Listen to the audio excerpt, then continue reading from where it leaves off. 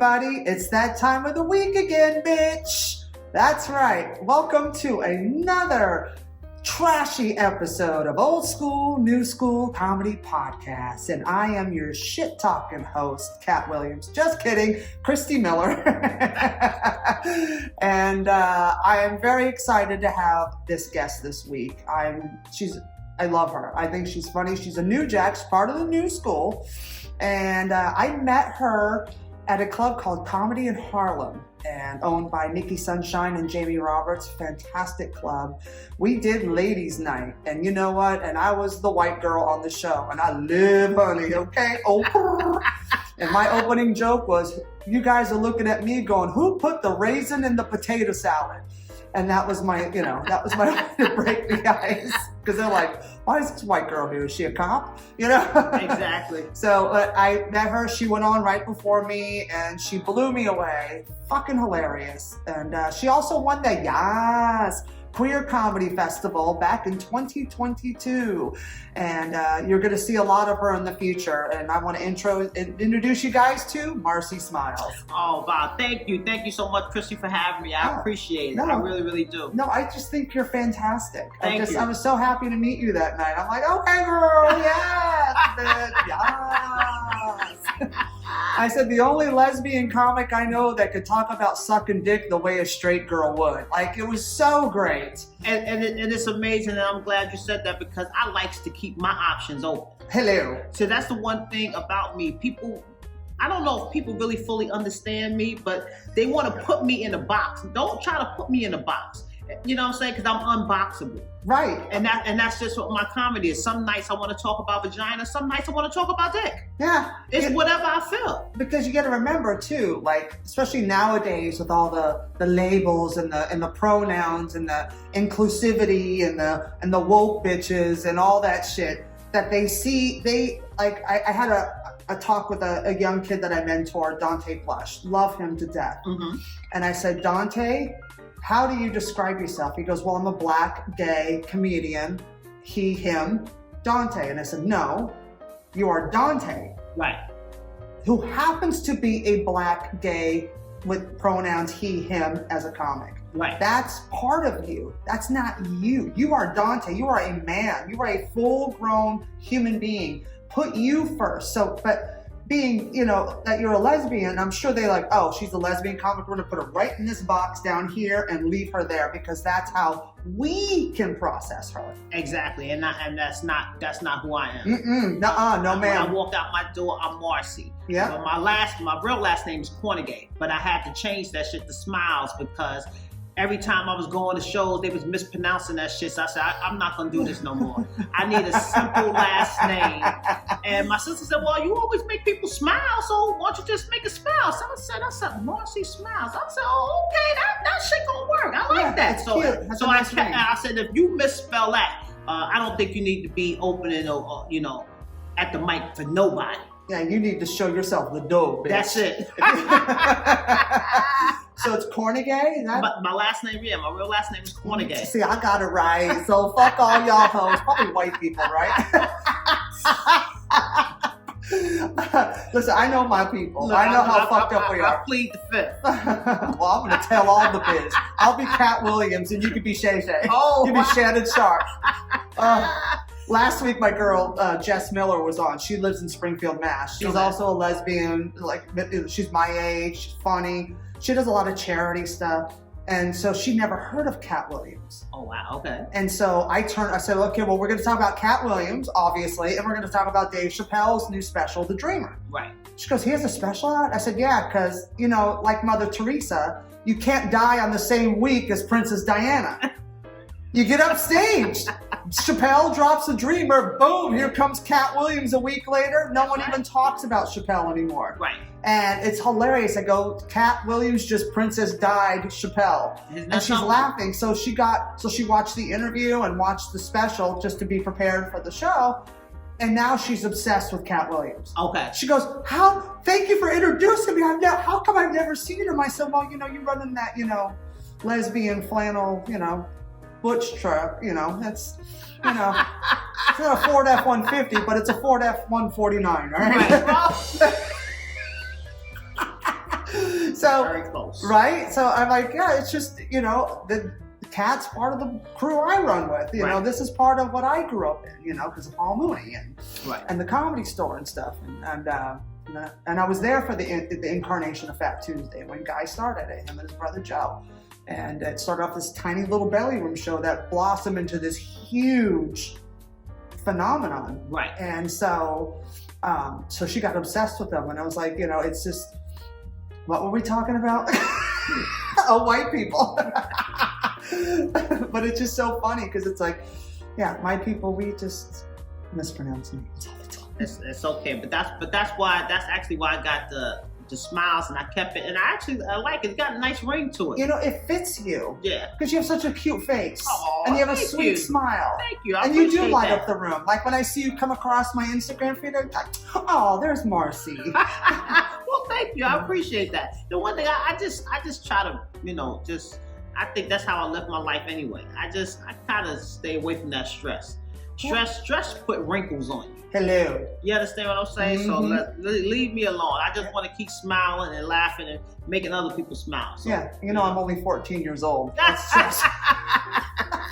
Oh, wait, hold on. There we go. That was cute. Thank you. My delayed rim shot. That was cute.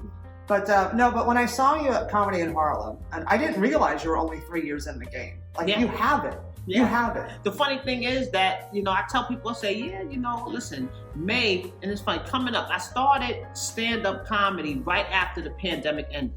Okay. As soon as it ended, everything opened up. I said, you know what, this is something I want to do. I am going to do it. I started at comedy, the Brooklyn one, in Brooklyn Comedy House. Oh, yeah, Started there. The old man hustle. There you go. Mm-hmm. Started there, and I haven't looked back because it feels like when I'm up there, that's what I'm supposed to be doing. It is. A lot of people don't realize though, I actually started doing skits. I did comedy skits since 2018. Oh, okay. And I think that's when I started honing it, and maybe that's why it comes out a little better on stage because I was actually writing. People don't realize doing skits is writing. It's writing. You have to think of a skit. You have to write it. You have to put it together. You have to edit it. You also have to put it together in your point of view. Exactly. And when you write a skit, you have a point of view already about the subject matter. Exactly. And that's what you're going to write. So that really helped pull out the beginning of developing your voice. Yes. And I always tell people, by 10 years is when you become your voice, when you find your voice and hone it. Right. You figure out what your point of view is and what direction you're going to go. It's funny. It takes 10 years. And it's funny you say voice because whenever people hear my voice and don't see my face, they say, "Oh, I sound like MC Light." Do you get that? Damn.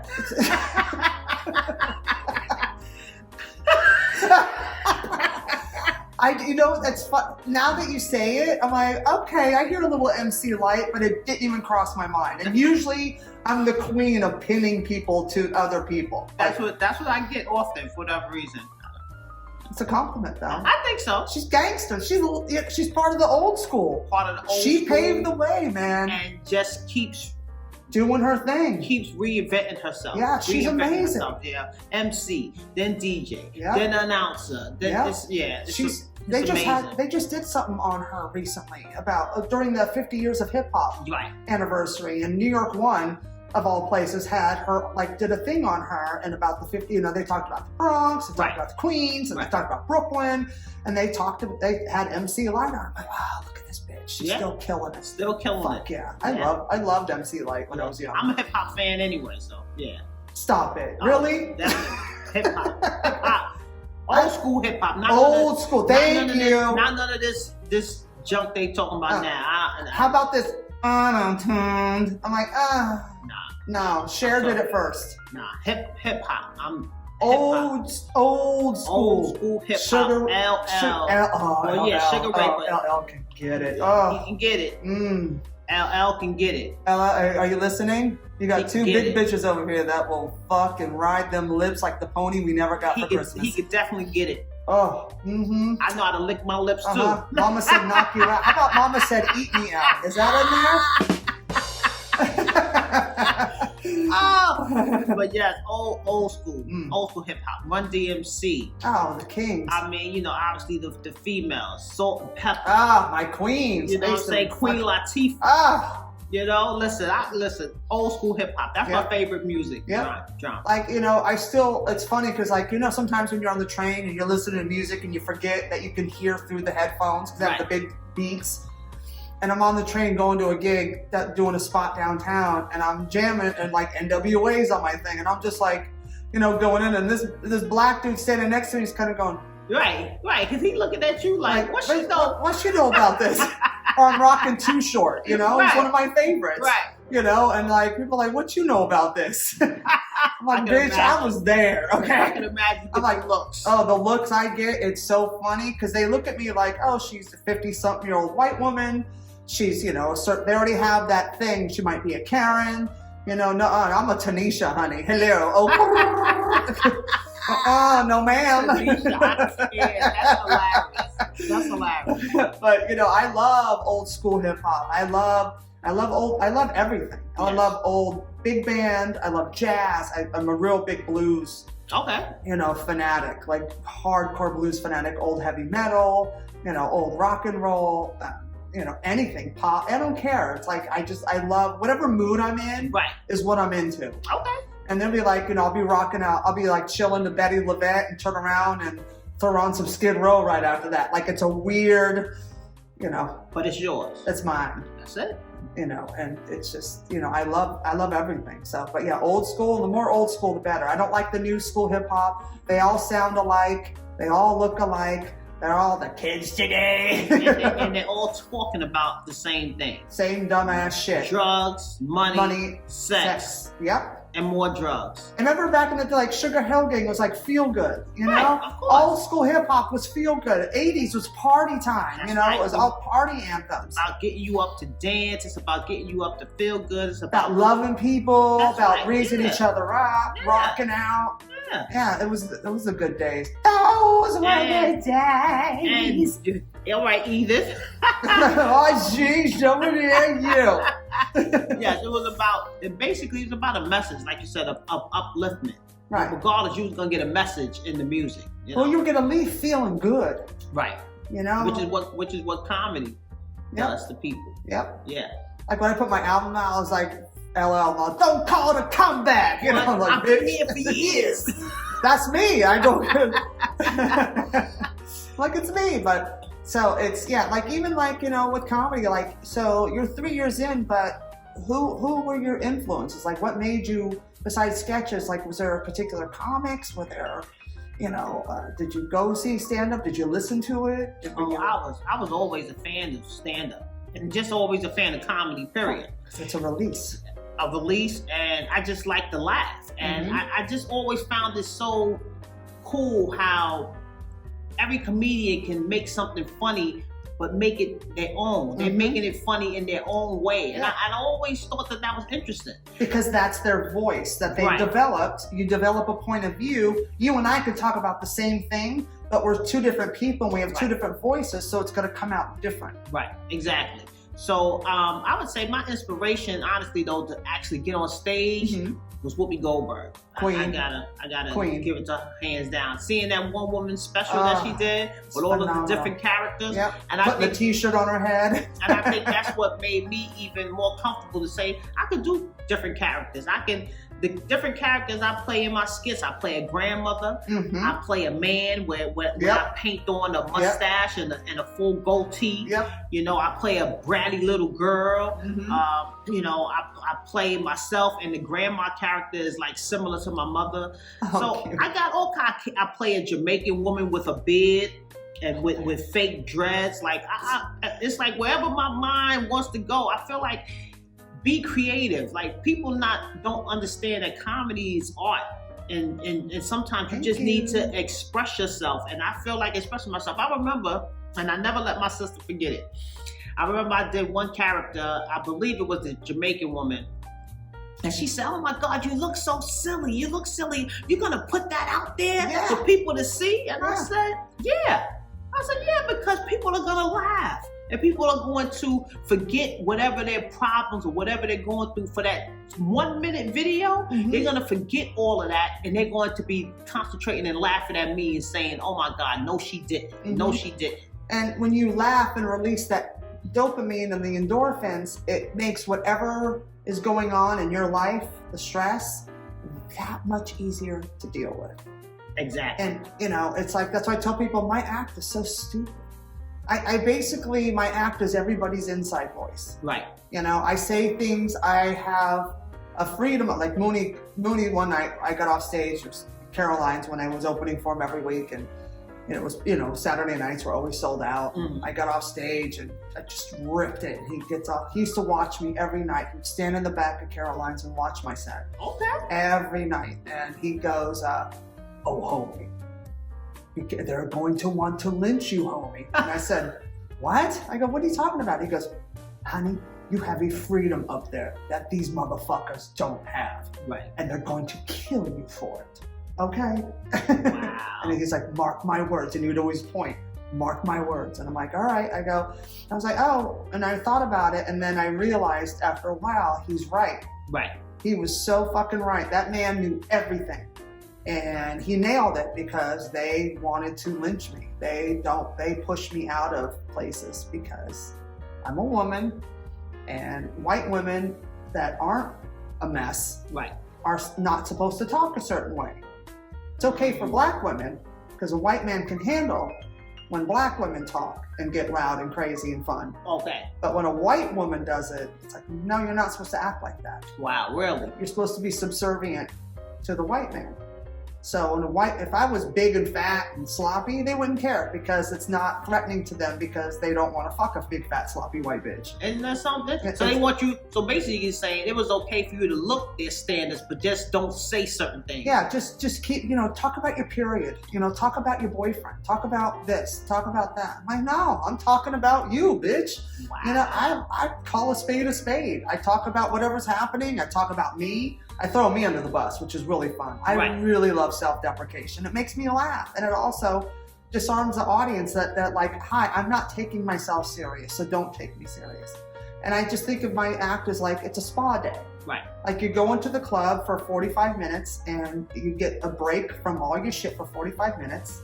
And it's like a relaxing. That's honestly, that's how I feel. I feel as if you're gonna see me on stage, you're going to leave better than when you came in. Yep. That's how I feel. Yeah. And everywhere I go, I like to make people laugh, especially because I'm a white girl. And when you go to like stores in the city, not always white people working on them. Right. So they see one thing and I go in and I'm like, girl, or like whatever. I just try to make them laugh and then they all fall out laughing and then they get love and mad love. And they're going to remember that. Mm-hmm. They're going to trust me. You come in that store again, they're going to be happy to see you. They hug me, yes. They love me, they hook me up with discounts. It's amazing. But for me, making you laugh makes me happy. Right. Because I know your job sucks. And you probably have a really having a hard time. But if I can make you laugh for 10 seconds, maybe make that day that much easier. Exactly. And we'll be right back. So, where are you playing lately? Like, where are you getting up at? So, I'm a regular at Broadway Comedy Club and Greenwich Village Comedy Club. I go between the two. Good. I just did 3 shows last night at Greenwich. Fantastic. So I'm getting out there. I do private, private comedy shows. I do private events. I have a Valentine's show coming up. So that I was hired privately for because again, now that people are getting to see me out more. Now you have people that are giving functions and giving private events. They say, "Oh, I remember her. I like her. I want her to perform on this show and stuff like that." So it's not necessarily always through, like, say, a club or a booker, but I'm getting gigs like here and there. But it's cool. It's really cool. Well, I like the range. Yeah. Well, the landscape has changed since COVID too. Mm-hmm. And since, social media, then COVID really took it over the edge because now there's so many independent rooms. Right. And so many other ways. And a lot of the gatekeepers are losing footing because, we don't need them anymore. Right. Except for the clubs here. Like, it's still like, I really don't play the city clubs anymore. Really? Yeah. I've aged out. How can you age out of something if you're still funny? Because I've been in the game for so long, they think, oh, you're never going to make it, so we're not going to waste stage time on you. I've been told that. And it's, yeah. Now, if I was only 3 years in, they would give me stage time because I still had a shot at making it because I'm only 3 years in. Like, oh, but you've been doing this 28 years and you haven't made it yet? Forget it. But see, excuse me, but see, I have an issue right there because my thing is, who's to say that you made it or not? At the end of the day, maybe being at clubs is just what I want to do.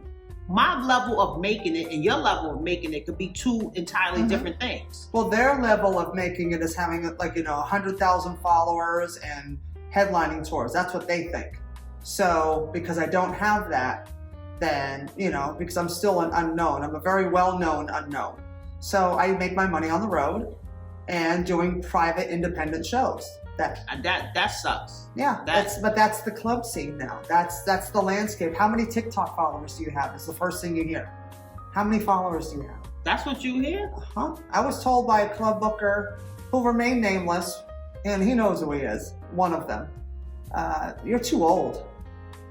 You're done. And he was the one that said, if you haven't made it now, you're never going to make it. So we're not going to waste time booking you when we can book someone who might make it. That's honestly, that's not, I don't know, that's not cool, because at the end of the day, you talking to me, listen, I'm 53, I'm 52, man, I'm giving myself another year, I'm 52 years old. I'm 53. Right, I'm 52, so what is that to say to, me, I'm just, you're not 52 in comedy years. You're 3 years old in comedy years.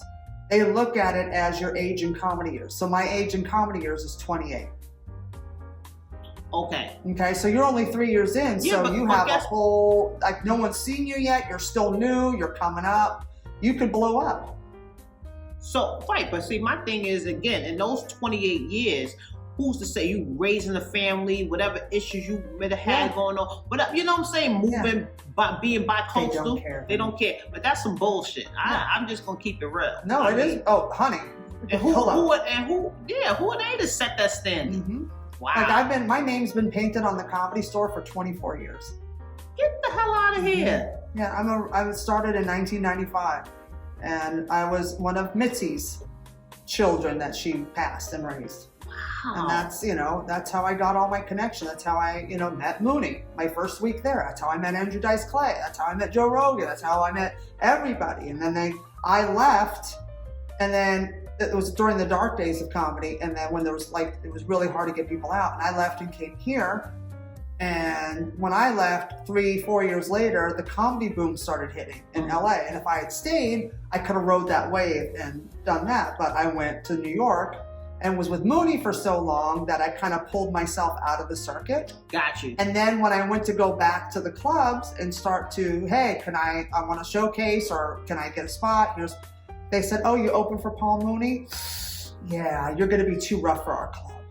Because he had such a reputation. Right. Of, talking shit, telling people, basically what Cat Williams did. Right. And I used to yell at Mooney, stop. Get the check first and then cuss him out. Right. What are you doing? Get the money. Don't yell at them before they write the check. Right. Oh, homie, I have to tell them what it is. Fuck them white devils. Dying. He would have me screaming, laughing about that. I go, honey, but cash that white devil money, honey. I know that's right. Wait for the white devil check to cash, then cuss them the fuck out. But he couldn't hold his tongue. He told you knew exactly where you stood with him. Right, you knew what you got. And that's what I loved about him. Exactly. He gave me freedom. He taught me, he showed me to be fearless. Right. Because he allowed me on his stage all those years to just be fearless. Exactly. And he goes, honey, if you can play my room, you can play any room in this country. And he's right. Right. There ain't a crowd that I go up that I can't bond with. Exactly. And his crowd is diehard. They're intent. They were hardcore Mooney fans. Right. And then people said, how did you go from opening for Paul Mooney then going to open for Dice? I said, because it's the same pathology. Right. They're diehard Dice fans and they're diehard Mooney fans. And I already know who the fuck I am. So my shit is crazy and out there that it's, it's people. That's it. It's still people. They like wild shit. So, right. And I go for the jugular. And funny is funny. Yeah, don't matter what color you are. I know that's right. Like someone said, you play too many black rooms. I said, black people have money too. I said, black people's laughs are just as nice, if not funnier, than white people's laughs. And boy, do we like to spend it on fun. Hello. And you all get dressed up and shit. Dude, you make a fucking night of it. White people, we go in our pajamas. And it's We got rollers in our hair. We haven't even brushed our teeth. We just show up to church. And you motherfuckers got hats, dresses, cars, shoes, purses. And let me tell you something. That is the damn truth all the way down to performing. When I perform in Broadway Comedy Club, Greenwich Comedy Club, I don't even iron my clothes. Child, last night I wore the same jeans 2 times in the motherfucking row. Yes, you heard it from me. I wore the same pants Friday night and Saturday night. Yep. And I know I'm going to Greenwich Village Comedy Club. Because it ain't shit. That's it. Now, but when I go to Harlem, right? But when I go to an exclusive black club, I gotta get dressed up. I got to make sure my hair's done. I got to make sure everything is nice. Like I got to iron my clothes. Like it's a big difference. It is a big difference. Yeah. Yeah, like I don't really dress up anymore when I go on stage because I'm all over the place too. Right. So I usually wear my workout clothes because it's comfortable. I have my Chuck Taylors on because I'm jumping around. I'm laying on the ground. I'm flying. You know what I mean? Like it's very. I used to dress up like when I opened for Mooney. I would dress nice. I wouldn't I was never slutty. I never. Right. Because there was times when I would be hot, it'd be summertime, so I'd have like on a tank top and pants, and I noticed the difference from the black women in the audience versus when I'm covered up. And I noticed it. It was like a weird psychology experiment for me, especially, and the black men too. It didn't even matter because all the women and the men were like, it was a different thing because I was the white girl in a room of 400 people. Right. So, and I'm opening for Paul Mooney, who's known for racial comedy and calling a spade and the white man, white people, this and that, right, whatever. So you just being there was a contradiction. It was like, what the fuck is this? Exactly. And he would tell them like I was his daughter. It was hilarious watching people's faces crack when they said that's my dad. They're like, huh? It was we used to get a kick out of it. So I noticed when I was covered up, I got more respect and more love, and the women didn't shut down on me. Because, and I remember one night, this is so shady. I am such a shady fucking bitch, and I live for the shade. So one night I'm on stage, and it's packed, and Caroline's had those long tables. Okay. So the girl in the front and her boyfriend, in the front row there. I walk on stage, this bitch literally went,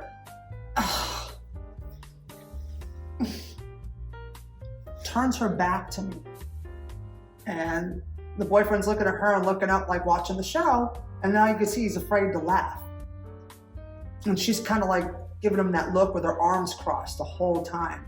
So I lean down behind her head. She can't see me. Right. The whole crowd can see me. And I leaned down right by her head and I said, don't worry, baby. I'm not fat enough to fuck your boyfriend. The whole club jumps out of their seat. Cheering and stomping and laughing, like roasted her. And she was pissed, but I won. Because you judged me, bitch, I'm gonna judge you right back, ho. I'm gonna throw it in your face. Was she fat? No. Oh. But the stigma of fat white women always fuck black guys. Right. And that's why I said, honey, I ain't fat enough to fuck your man. And she that was crazy. Yeah, and that's how I won. And I won them over, and I was like, and that was one of the moments when I was like, I could hear Mooney, screaming in the back. But that was one of the moments with him and in my career when I literally felt that freedom. Okay. When I felt that those chains and the bars opening and the straps and the belt and the handcuffs come off, and I was like, I am free. Right. Like, let it out. Just be funny and just be real. And from that moment on, that's like towards the beginning when I first started opening for him out here. And from that moment on, I owned them. Those were the best nights of my life. I can imagine. I can imagine that. Ooh. Yeah, it was. I have a lot of stories from back then. Goodness, I wish I was you for a minute. Oh, stop! You don't want to be this. Old washed up white woman. Nah. Never that. Oh my God. God, you are so fucking adorable. It's Thank you. So funny. And I'll tell you something else you probably didn't know about me. oh, tell me. I'm a retired correctional officer. Oh shit! See, now that I can see more than the MC Light. You can see that? Yeah, that I can totally Really? see. You Yeah, can see that? yeah. Because you command a room. Okay. And when you command a room, that just shows kind of like a power, you know, like an internal power that you have with yourself. Not like anything dominating or mean or, you know, controlling, but just like you command a room. When you went on stage tonight, you were on, this is how much I remember. I don't remember the other bitches. They were funny, but I don't remember them. Right. But you went on right before me and you destroyed. Oh, I remember the little old lady too. She was hilarious. Oh my God. She was this little old lady. She's like 150 years old, and she went up and did time. She made me laugh. I remember that. Yeah, and yes, I remember her, that. I remember. She had me dying, and you, I remember, because you had this energy, Wow. and you commanded the room. Okay. And I was like, she's got it. She's got it.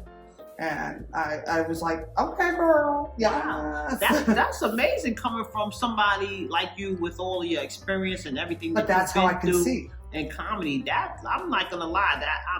I even appreciate the fact that you even said that. I'm just Aw. no. That's just real. That makes me feel fucking hella good. Like for real. No, it's real. It's true. Wow. I don't bullshit people. I don't have time. Right. I'm old and tired, bitch.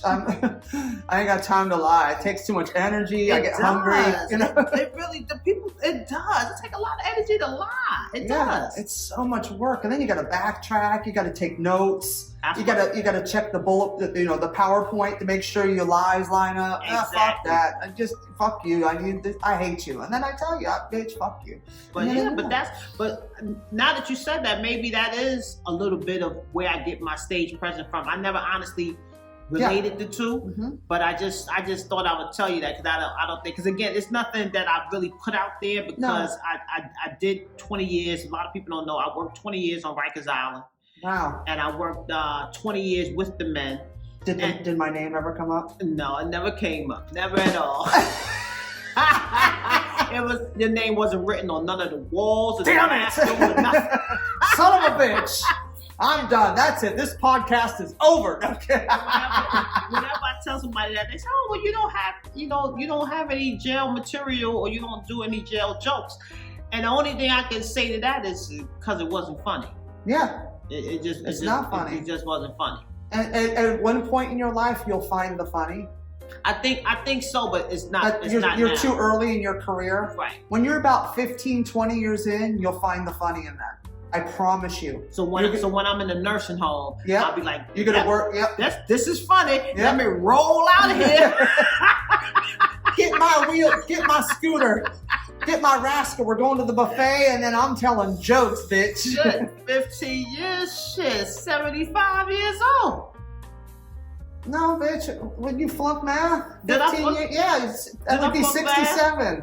Oh yeah, you right. Yeah, I am. You're trying to add all this extra time. I shouldn't have smoked before this. Well, now you know who to ask for some good shit. I'm fucking around. I don't smoke. 52 and it's plus 15 is 117. That's some good weed, bitch. I don't do nothing. I'm straight edge. And it's funny. I just said that, but I don't smoke. Okay, you don't either? Good. No, I don't like it. I don't. I'm allergic to the smell. I don't smoke because I got asthma. Everybody, why you don't smoke? Because I got asthma.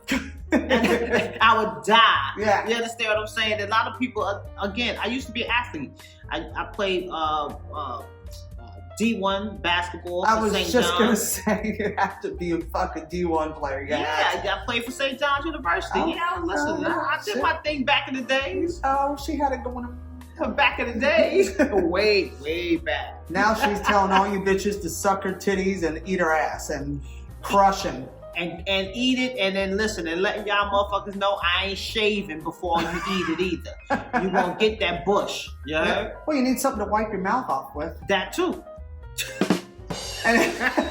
And on that note, I fucking love you. You make me laugh so hard. And I'm really happy I met you. I'm happy I met you too. And you probably like, this little white bitch, who the fuck is she? So remember that night, you're like, who are you? But you know what? I did say that, but it's like, but when I saw you perform, it's like I didn't want to come up to you because people were saying, because I asked people, I said, well, who is that? So she's funny because I never seen you Right, before. yeah. So they was like, you don't know, that's Christy. Then I felt stupid for not knowing you. No, seriously. Yeah, I felt stupid for not knowing you. So I was like, I kind of didn't want to approach you, but then I remember asking, can I take a picture with you? Do you remember that? Yeah. I said, can I take a girl, hell yeah. I said, can I take a picture with you? Because I was like, oh my God, because everybody was like, you know, that's Christy. Like, and they were looking at me like, bitch, how you don't know her?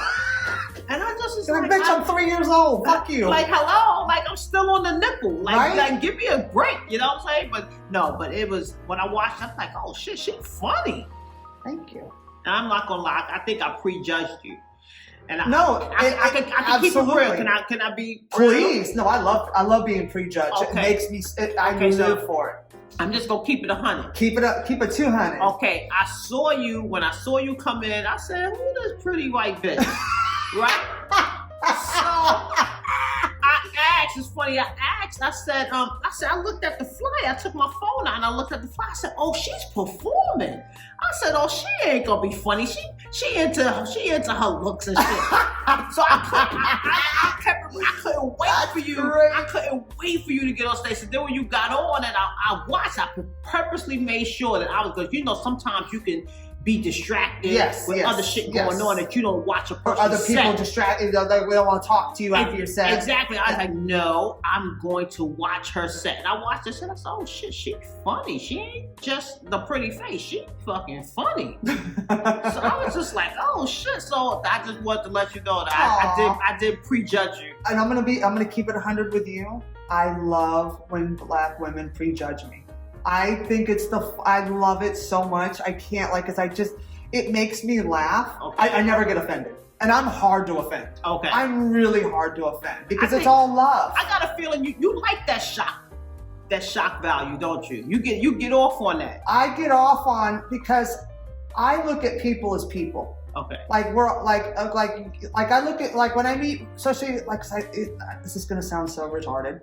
I love Black women more than white women. Okay. Sometimes, because Black women allow me to be me. Okay. And they don't judge. Same with gays. Right. They allow me to be me without judging me. Right. And sometimes in my folks, I have to put on a show. Okay. Or hold back. And ease myself into them. Okay. Not drop it. I can't just come in and be stupid, because they're like, what the fuck's wrong with her? And then they close off, and then I can't. You know what I mean? Like they will push you out of the circle before they let you in. Okay. And but when I play like urban rooms, which I love because the love is so unconditional and it's so on the table. Like it's so, we love you, and there's no bullshit. When we love you, we gonna love you. You love hard. Yes. And when you don't like me, you tell me to my face, you don't like me, or we're not jiving. Right. And I always know where I stand. Right. Because white audiences, I used to make fun of, because I draw a lot of Black audience, and I also draw a lot of white audience. Mm-hmm. And I love making fun of the white people when they sit there. I'm like, you judging me, you fucking, you know. Right. I go, Black people don't give a shit. And they will tell you at the table, like there was one night I was headlining a show, and this whole table, they were talking, this bitch is funny as hell. I love her. Oh my God. I said, this is what I love about Black people. They will tell their friends at the table how much they love you right in front of you during your show. They don't give a fuck because they're having fun. That's right. I go, white people hold back. They don't, and they don't say anything. They're very uptight. Not uptight in a negative way, but just like they don't have that freedom. Right. That I was telling you before. Mooney said they're gonna want to lynch you because you have a freedom. Because Mooney allowed me, you know, and the urban rooms allowed me just to be stupid. Right. And I gravitate towards Black women more than white women. Okay. And I don't do it on purpose. It's an energy that I gravitate towards. And I always find more love and silliness, like, you know, barbecue sounds so uptight, but cookout girl sounds like a good motherfucking time. Good time. See the difference? It's the same thing, but just the barbecue or the cookout. Bitch, I'm going to the cookout. You know, that sounds way more, because it's always about what you're doing. You're cooking outside, right? It's like, it's just, it's so stupid. But I mean, I love everybody. I don't give a shit. But I love when people prejudge me because I do look a certain way, and they automatically assume she's on steroids. She's, you know, uptight. She's a Karen. You know, she's this, she's that. And I love it. Because I don't like to prejudge people. I just like to let people, because I gravitate off energy. I don't care what you look like. Right. So I judge people off their energy, if they're a good person or a bad person. Like, oh, I don't like their energy, it's really off. Or I love their energy, I'm going to cling to you. Right. I don't care. So, but I love when people prejudge me. And the fact that I'm so happy right now. Like, it's so funny. Yeah. It just kills me. I love it. Because I really did. Yeah. I really did that night. But it makes me feel better because I earned you. You see, I just was me, and me being me, you went, oh, she isn't like that. Not at all. She's cool as hell. As hell. Right? But that's amazing that, because also too, it shows that you were willing to accept me in and give me a shot. Oh, definitely. You know what I mean? Like, and that's the thing. It's like, you know, when I go do urban rooms, you guys give me a shot. Listen, it's funny you say that. I was hoping that you would take a picture with me. Like, I was you already had me once you fucking got off the stage. But then I was just like, I was kind of waiting in the cut for you to, you know, kind of come. I didn't want to overbear you and crowd you, you know what I'm saying? So I was like, you know, like, you mind? And I know you probably was like, that big bitch sounded all small. Can I take a picture with you? Can you take a picture with me, please? I said, bitch, hell yeah. Like, hell motherfucking yeah. I was like, yes. Because I thought you were so funny, and I was so excited. I was like, oh my God, she's so good. Like, I like to watch the show. Right, me and too. See who's there, because I'm such an old head. And seeing the new Jacks, I got to learn who they are. Right. But I love because I'm still a huge comedy fan. Yes. So when I'm on a show, if I'm closing a show or if I'm headlining, I like to watch the entire show. Because I like to watch the audience's reactions, but I also like to watch the comics. Yes. And it's just so fun to see people kill. I'm like, yes, I don't like people that bomb in front of me. I get mad. Okay. And because it's more work for me to dig them out of a grave. Okay. You know, but if someone kills in front of me or just has a really great set and the crowd's warm and happy, it's less work for me. I can just go out and do my thing. Exactly. You know, and I don't believe in that putting a shitty comic out before me so I can look good. No, bitch, I'm going to look good either way. Either way. I'll look better because I picked the feature who crushes also. And then the audiences go, that was such a great show. So the next time they see my face, they know it's going to be a good show from beginning to end. Yes. So that's the way I do it. Okay. But I'm not insecure like some of these hoe bags is.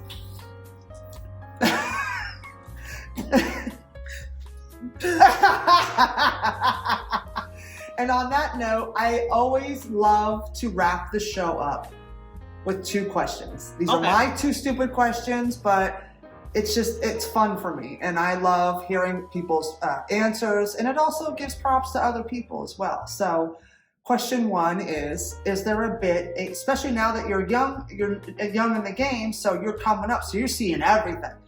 Is there a comic that's done a bit that made you go, God damn it, that's brilliant, I wish I had written that? And who was it? You know what? I thought about this, and I'm gonna have to give it to Cherry and Trinidad. Okay. Now, and the joke is simple, but I love it. So she says this joke. She says, every time I turn around, I'm paying a bill. So she says, so you know what I decided to do? Stop turning around.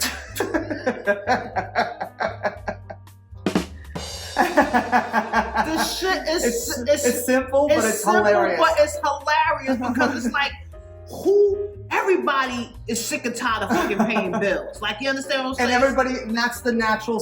Every time I turn around, it's more of this, it's more bills. I'm paying this, I'm doing that. Exactly. Yeah. So I'm not going to turn around. So I'm not going to turn around. So that's the answer. Hilarious. So yeah, isn't that so? Funny. I honestly, I had to give it up to her. Oh, that's awesome. Yeah. Cherry Ann Trinidad. Yes. Well, we're shouting out to you, bitch. Yes, Cherry Ann Trinidad. Get it, girl. And now that I know that you're a retired correction officer from Rikers Island or Staten Island, same thing. Get out. So, I'm an old head. And also, we sit around the green room telling stupid jokes, make each other laugh. And also, Paul Mooney used to close his shows with street jokes. And he would Mooney-ize them. And he would destroy. When Mooney would go into street jokes, you knew he was wrapping up. Okay. So, do you have a go-to street joke that you like? You know what? I honestly, I don't use street jokes in my sets. No one does. But there's one. It's stupid. I just like it. It's water cooler shit. Yeah. Just, so it's like, I ask you, why did the guy get fired from the orange juice store? I don't know. Because he couldn't concentrate. Shit corny. You know what's so funny is I heard that joke as a blonde. Oh. Why did the blonde get fired from the orange juice? Because she couldn't concentrate. Oh, so they remixed it. Yeah. Okay. They remix everything. They remix everything. Yeah. Every joke has been recycled these jokes are old street jokes from back in the day. Like right. People call them dad jokes, call them street jokes, water cooler jokes. Yo mama jokes. Dude, I live for some yo mama shit. Oh man. Oh God, I am so happy you were here, Marcy. Thank you. I enjoyed this. I appreciate you having me. My pleasure. Tell everybody where they can find you on the socials, and if you have any gigs coming up you want to plug. Okay, so they can find me on Instagram at Marcy Marcy Smiles 602, and the 602 obviously for my height. Yes. And on TikTok, I'm on TikTok at Laugh with Me 602 again. Okay. And on Facebook, I'm Marcy Marcy, but my real last name Cornegay, which is spelled Kornegay. She put the gay in Cornegay. Listen. Oh, you're adorable. I love you so much. Thanks for being on here. And again, thanks a lot for tuning into this. It's really fun. I love this episode so much. It was so much fun. And I got to hang out with Marcy finally. Yes, and don't forget to follow us on Instagram at Old Skool New Skool Comedy, spelled with a K. And you can follow me at Christy Miller Comedy. And also the YouTube channel and Apple. You find us on Apple Podcasts, Spotify, YouTube, Acast. And remember to like, follow, and share the show. We love you.